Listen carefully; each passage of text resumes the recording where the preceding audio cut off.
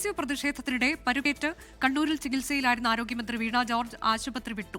പുലർച്ചെ അതീവ രഹസ്യമായാണ് പരിയാരം മെഡിക്കൽ കോളേജിൽ നിന്ന് ഔദ്യോഗിക വാഹനത്തിൽ മന്ത്രി തലസ്ഥാനത്തേക്ക് തിരിച്ചത്. തിരുവനന്തപുരം മെഡിക്കൽ കോളേജ് ആശുപത്രിയിൽ മന്ത്രി ചികിത്സ തേടിയേക്കും. ഇന്നലെ അർദ്ധരാത്രിയിൽ ഓൺലൈനായി ചേർന്ന മെഡിക്കൽ ബോർഡ് യോഗമാണ് മന്ത്രിയെ ഡിസ്ചാർജ് ചെയ്യാൻ തീരുമാനിച്ചത്. യാത്ര ചെയ്യാൻ തടസ്സമില്ലെന്നും ശരീരവേദന കുറഞ്ഞതായും ബോർഡ് വിലയിരുത്തി. മന്ത്രി തന്നെ ഡിസ്ചാർജ് ആവശ്യപ്പെട്ടതായും സൂചനയുണ്ട്. പുലർച്ചെ 4 മണിക്ക് ഔദ്യോഗിക വാഹനത്തിലാണ് മന്ത്രി തിരുവനന്തപുരത്തേക്ക് യാത്ര പുറപ്പെട്ടത്. പ്രതിഷേധ സാധ്യതകൾ കണക്കിലെടുത്താണ് ഡിസ്ചാർജ് നടപടികൾ അതീവ രഹസ്യമായി പൂർത്തിയാക്കിയതെന്നാണ് വിവരം. എന്നാൽ മന്ത്രിയുടെ ഈ നീക്കത്തിനെതിരെ കടുത്ത പരിഹാസവുമായി പ്രതിപക്ഷ സംഘടനകൾ രംഗത്തെത്തി. കഴുത്തിന് കടുത്ത വേദനയുള്ള ആൾ ഇത്രയും ദൂരം റോഡ് മാർഗം യാത്ര ചെയ്യുന്നത് എന്തുതരം പ്രോട്ടോകോളാണെന്ന് KSU ചോദിച്ചു.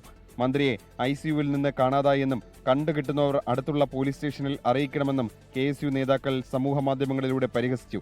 മന്ത്രിയുടെ ആരോഗ്യനില തൃപ്തികരമാണെന്നും വിദഗ്ധ പരിശോധനകൾക്ക് ശേഷം വിശ്രമം തുടരുമെന്നും ഓഫീസ് അറിയിച്ചു. ലോകത്തെവിടെയായാലും ഏത് സമയത്തും 24 വാർത്തകളും ഓഗ്മെന്റഡ് റിയാലിറ്റി പാക്കേജുകളും എക്സ്പ്ലെയിനറുകളും വിശദമായി കാണാൻ ഞങ്ങളുടെ YouTube ചാനൽ നിങ്ങൾക്ക് സബ്സ്ക്രൈബ് ചെയ്യാം.